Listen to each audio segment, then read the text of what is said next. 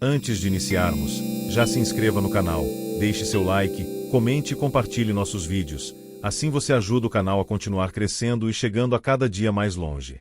Quer ter acesso a conteúdos exclusivos? Torne-se membro e ajude nosso canal a chegar a mais pessoas. Tenha um bom susto. S. Eu sou o Zé do Volvo, 28 anos rodando estrada. Faço a rota de São Paulo para o interior do Paraná faz tempo, carregando grãos, fertilizante, o que aparecer. Gosto da noite. O silêncio da cabine, o farol cortando o breu, o rádio chiando baixo. Sempre achei que a estrada era minha. Até aquela viagem de julho do ano passado. Era uma terça-feira fria, chovendo fino desde o fim da tarde. Saí de Maringá carregado de soja para uma indústria em Ribeirão Preto. Peguei a BR-369, aquela que corta o norte do Paraná. Por volta das 2 da manhã, o movimento já tinha morrido. Só eu, mais uns 2 ou 3 faróis lá na frente, e a chuva fina batendo no para-brisa. Estava passando perto de um trevo abandonado, daqueles que ligavam uma cidade pequena que quase não existe mais no mapa. O nome da cidade eu nem lembro direito, algo com Santa no começo. O acostamento ali é largo, cheio de mato alto. Diminuí um pouco a velocidade porque o asfalto estava ruim. Foi quando vi ela. Uma mulher parada no acostamento, bem no limite da luz do farol. Vestido branco, longo, molhado colado no corpo. Cabelo preto cobrindo o rosto. Ela não fez sinal com o braço. Só ficou ali, olhando para a direção do caminhão. Parecia... esperando. Pensei, coitada, deve ter acontecido alguma coisa. Freiei devagar, pus o pisca-alerta e parei uns 20 metros à frente dela. Olhei pelo retrovisor. Ela começou a andar na minha direção, devagar, cabeça baixa. A chuva escorria pelo vidro, mas dava para ver que o vestido era antigo, daqueles de renda, tipo roupa de outra época. Abri a janela do passageiro e gritei. Moça, tá tudo bem? Quer carona? Ela não respondeu. Só continuou andando. Quando chegou mais perto da cabine, levantou a cabeça devagar. Não tinha rosto. Onde devia ter olhos, boca, nariz, só um buraco escuro, liso, como se a pele tivesse sido esticada por cima de um vazio. A chuva batia direto naquela superfície lisa e escorria. Meu corpo inteiro gelou.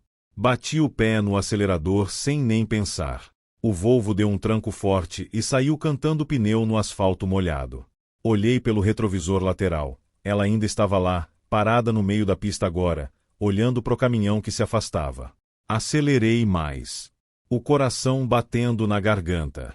Liguei o rádio alto para tentar me acalmar, mas a estática estava forte demais. De repente, no meio do chiado, ouvi uma voz de mulher sussurrando bem perto, como se estivesse sentada no banco do carona. Você parou. A voz era rouca, molhada, como se viesse de dentro d'água. Desliguei o rádio na hora. Silêncio total, só o barulho do motor e da chuva. Olhei pro banco do passageiro. Vazio. Continuei rodando. Uns 10 quilômetros depois, vi uma placa de posto de gasolina 24 horas. Parei, tremendo. Desci da cabine e fui direto pro banheiro. Quando me olhei no espelho, tinha uma marca molhada no banco do carona. Uma forma de corpo sentado, como se alguém tivesse ficado ali com roupa encharcada. A marca ainda estava fresca. Voltei pro caminhão. O banco estava seco agora. Mas no vidro do passageiro, escrito com o dedo, como se alguém tivesse passado a unha na condensação, tinha uma frase. Da próxima vez não pare. Eu nunca mais parei para ninguém naquela estrada.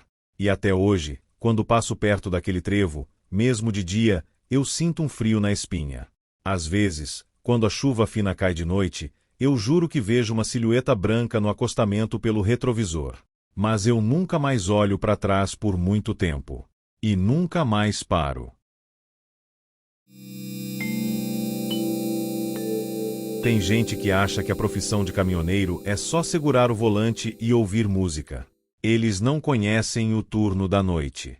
Quando você assume a entrega da madrugada, a rodovia muda. O asfalto parece engolir a luz dos faróis, e o rádio amador só capta um chiado que parece voz de gente.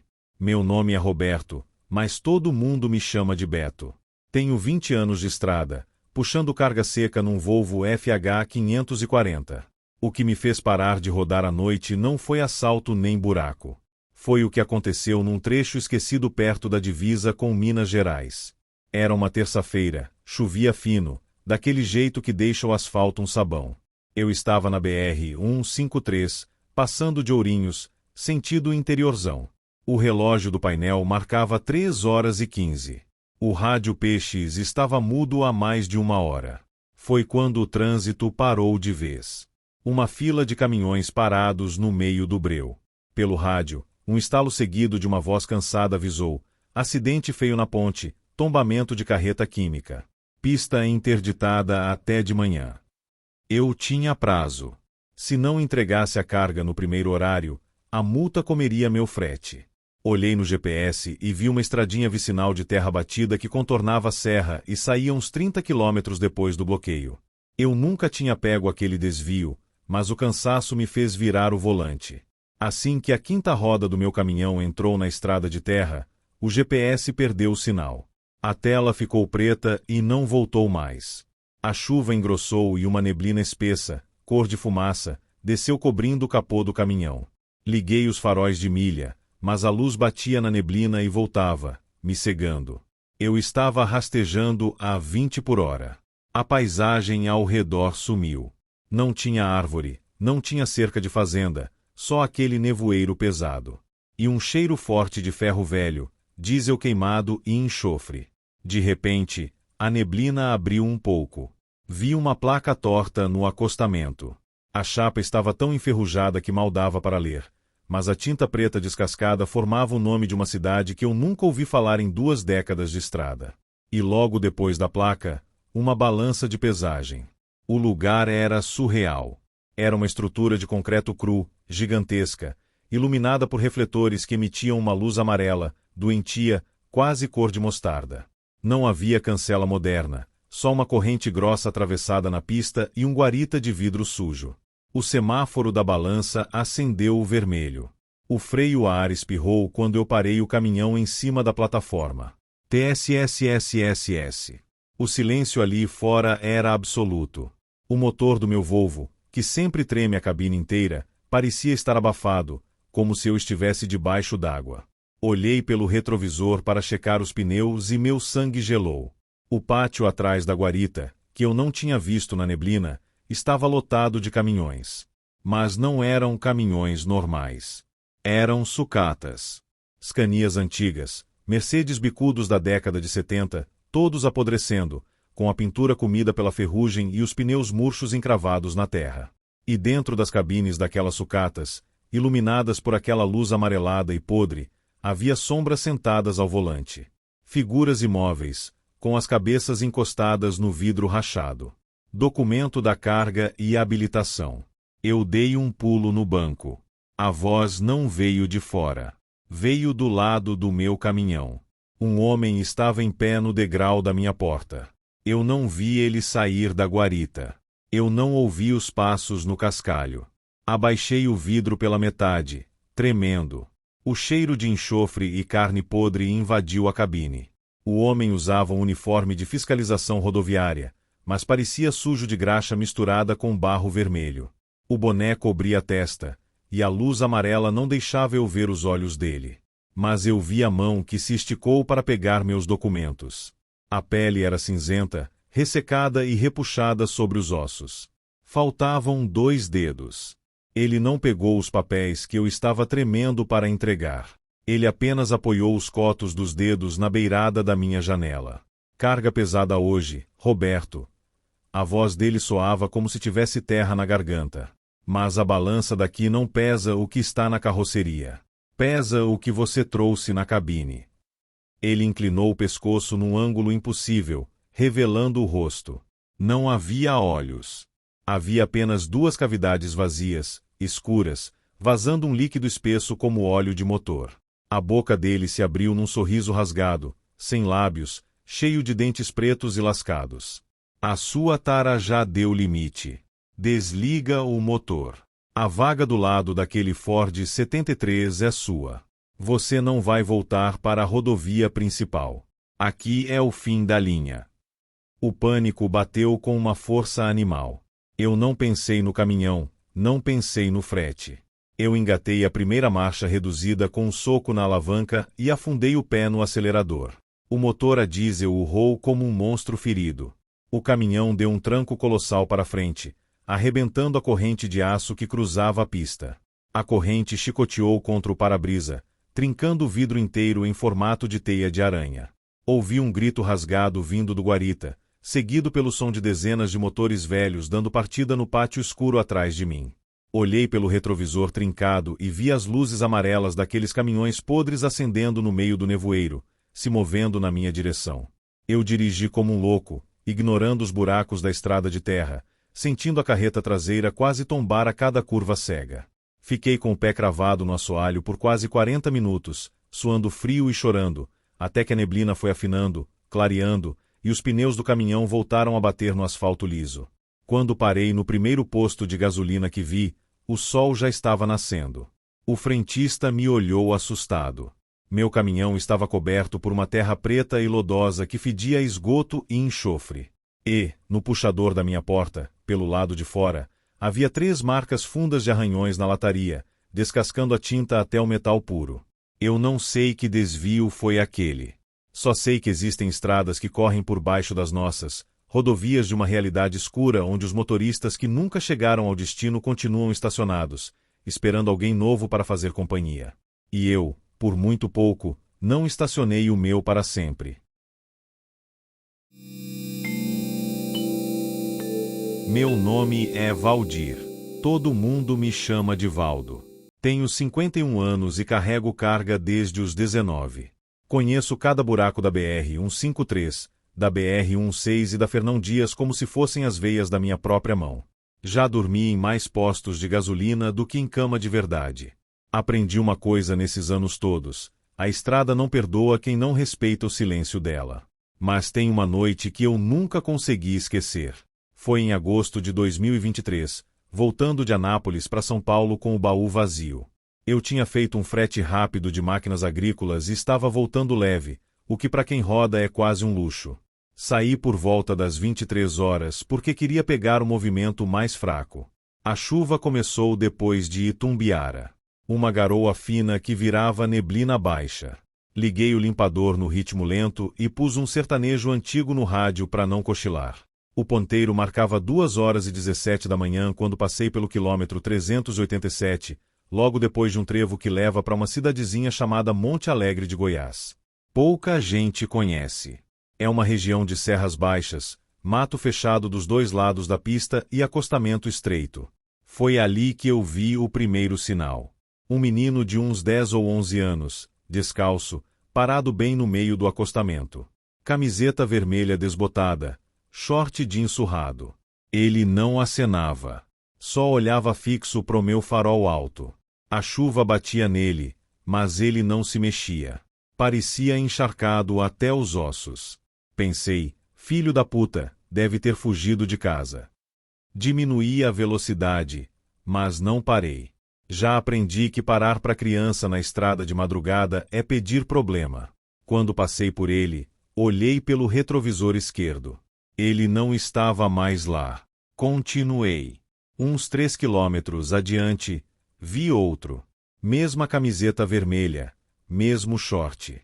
Agora era uma menina, mais ou menos da mesma idade, cabelo longo grudado no rosto. Parada no mesmo jeito, olhando para frente. Meu estômago deu um nó. Acelerei um pouco. 3 quilômetros depois, mais um. Dessa vez um menino maior, uns 14 anos. Mesma roupa. Mesma postura. A chuva caía forte agora, mas nenhum deles parecia sentir frio ou molhar de verdade. A água escorria por eles como se fossem feitos de pedra. Meu coração já estava acelerado. Liguei o rádio mais alto. A voz do locutor sumiu e entrou uma estática pesada.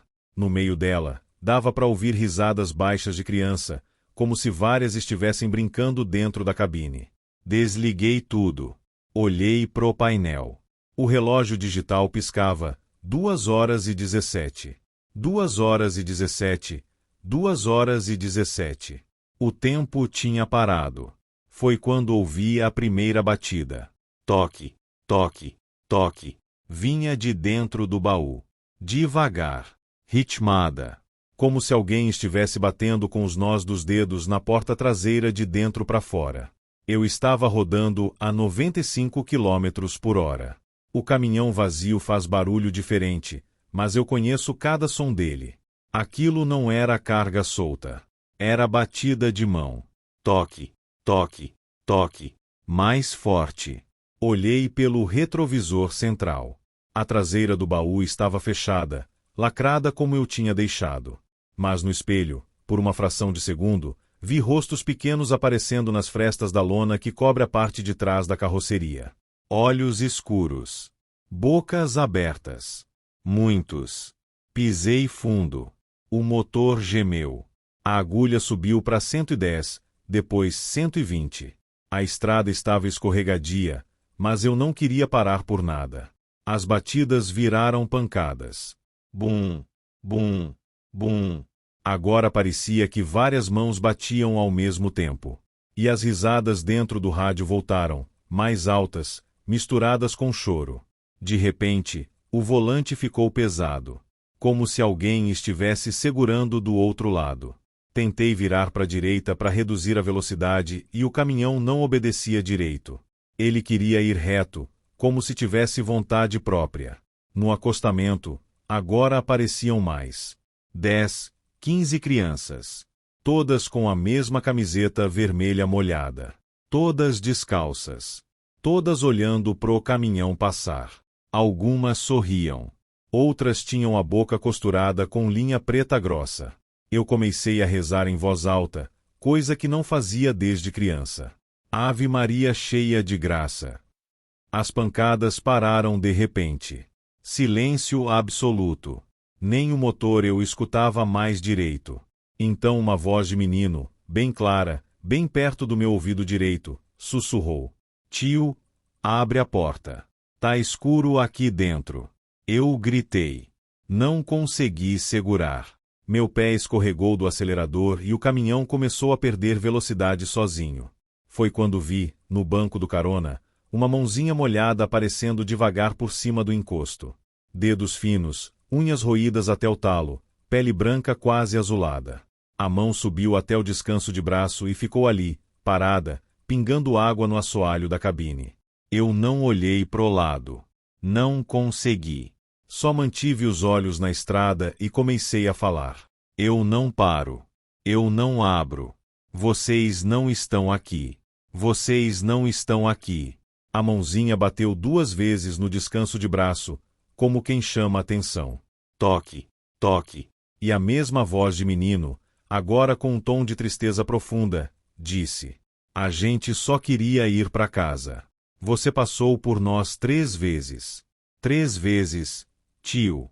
O relógio voltou a funcionar. Marcava 3h41 da manhã. As crianças do acostamento sumiram todas de uma vez. A mão no banco do carona também desapareceu. Quando cheguei no próximo posto, uns 40 quilômetros depois, parei tremendo. Desci e abri o baú.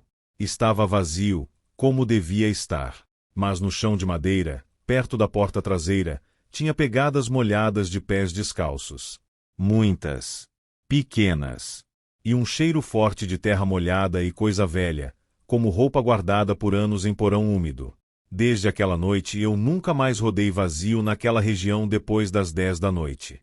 E quando passo pelo quilômetro 387, mesmo de dia, eu diminuo a velocidade e faço o sinal da cruz. Porque às vezes, quando a neblina baixa, eu ainda vejo de relance uma camiseta vermelha no acostamento. E ouço uma vozinha distante chamando. Tio, abre a porta. A estrada tem um jeito peculiar de testar a sanidade da gente.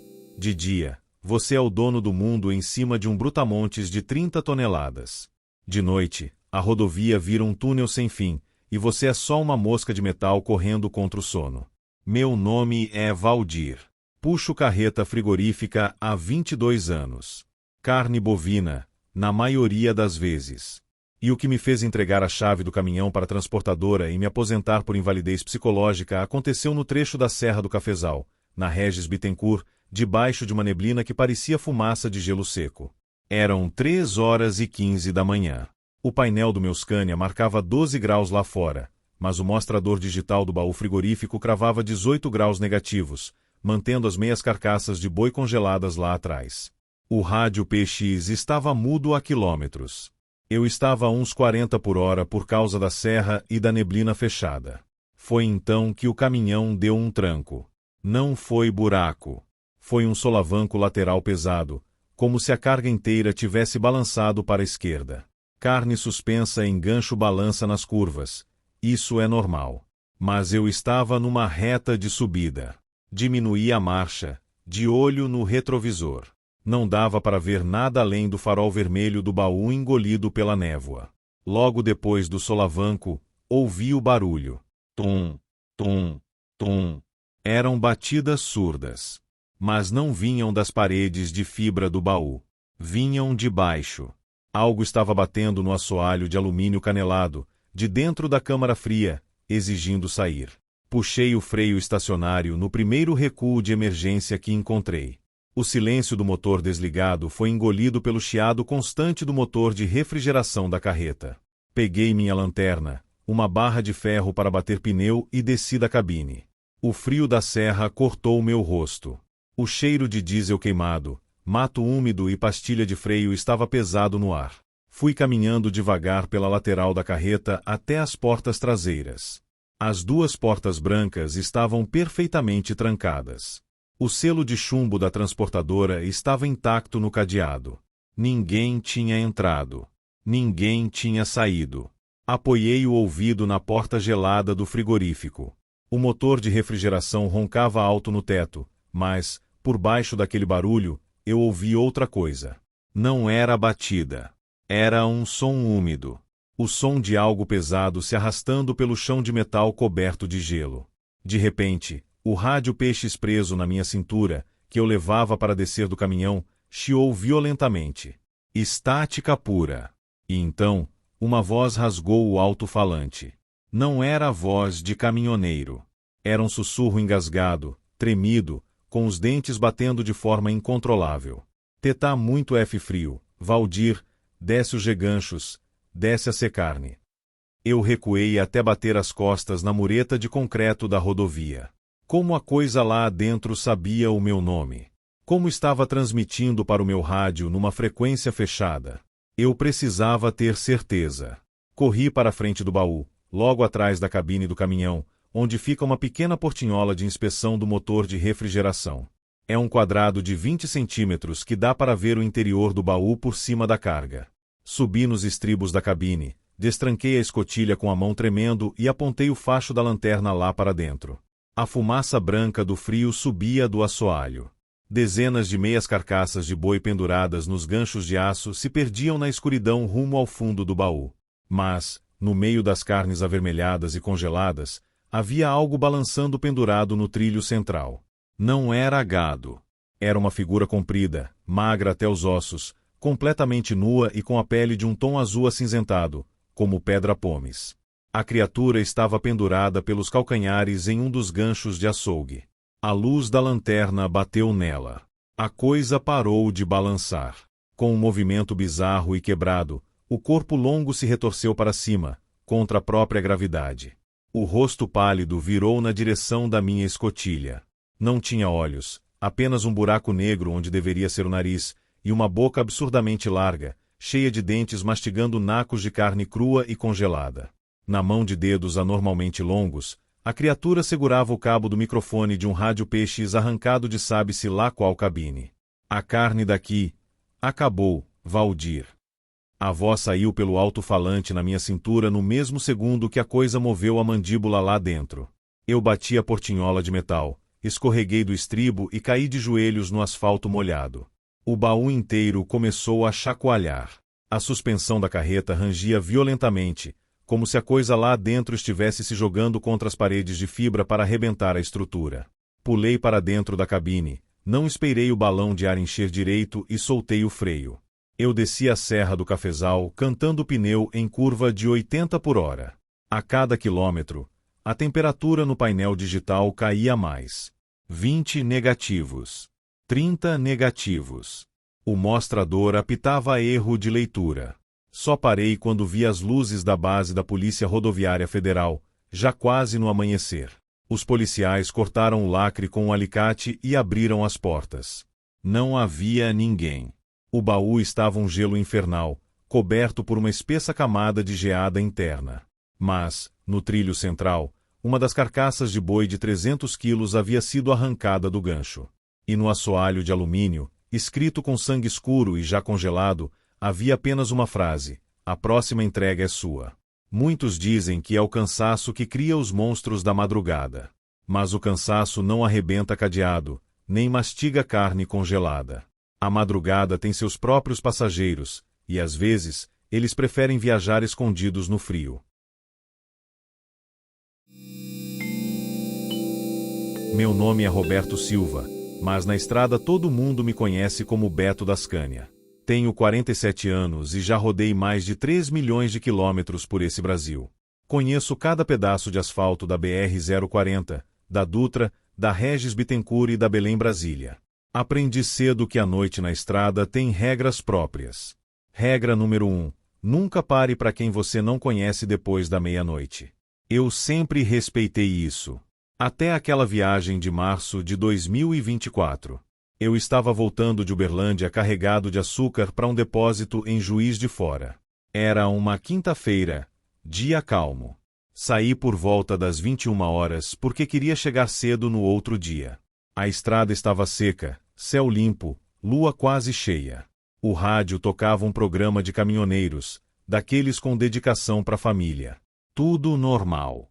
Por volta das 2h40 da manhã, eu estava na altura do quilômetros 312 da BR-040, entre Conselheiro Lafayette e Barbacena, Minas Gerais. Região de serra, muita curva, mato alto dos dois lados e pouca iluminação. O movimento era quase zero. Só eu e o ronco do motor. Foi quando vi a luz.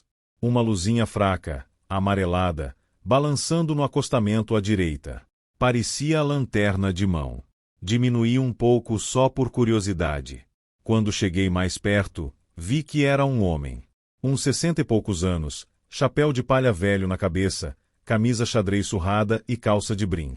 Ele balançava a lanterna devagar, como quem pede carona, mas sem desespero. Olhava direto pro meu caminhão. Pensei, velho doido, andando sozinho nessa hora. Não parei. Regra número 1. Passei por ele e olhei pelo retrovisor. O homem continuava lá, balançando a lanterna, mas agora estava virado de frente pro caminhão que se afastava. A luz dele parecia mais forte do que deveria.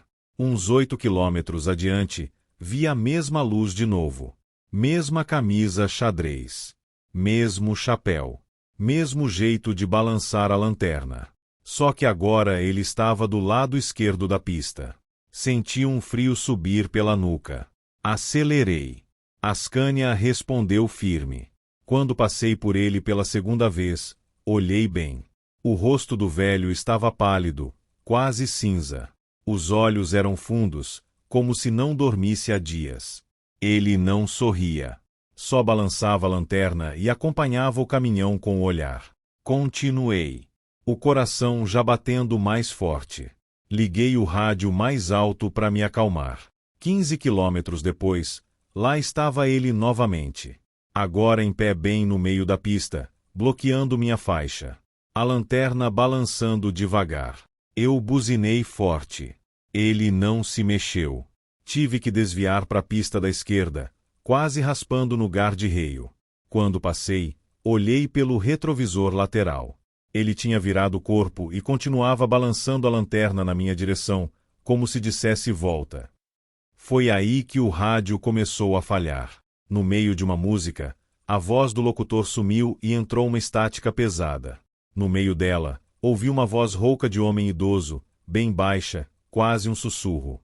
Você passou por mim 3 vezes, filho. Meu corpo inteiro arrepiou. Desliguei o rádio.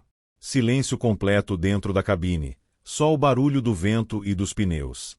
Olhei pro painel. O relógio digital marcava 2h47. E não mudava. Os números ficavam congelados. De repente, senti um cheiro forte dentro da cabine. Cheiro de terra molhada, cigarro velho e algo doce podre, como flor murcha há muito tempo. Então ouvi batidas leves na porta do passageiro. Toque, toque, toque. Devagar. Educadas. Como alguém batendo para pedir licença. Eu não olhei.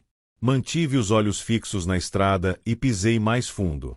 A agulha passou dos 110 km/h nas curvas da serra. O caminhão balançava, mas eu não reduzia. As batidas ficaram mais insistentes. Toque, toque, toque, toque.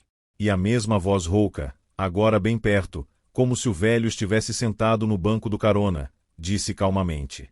Para o caminhão, meu filho. Eu só quero chegar em casa. Minha mulher tá esperando desde 1987. Eu gritei sem querer.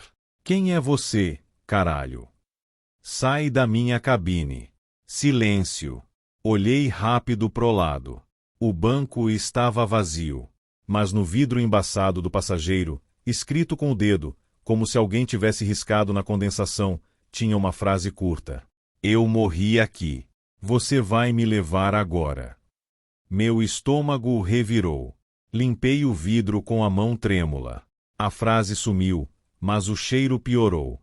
Agora era cheiro de decomposição misturado com terra. O relógio voltou a funcionar. Marcava 3h22 da manhã.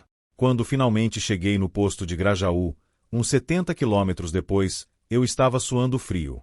Parei o caminhão longe dos outros, desci e abri a porta do passageiro.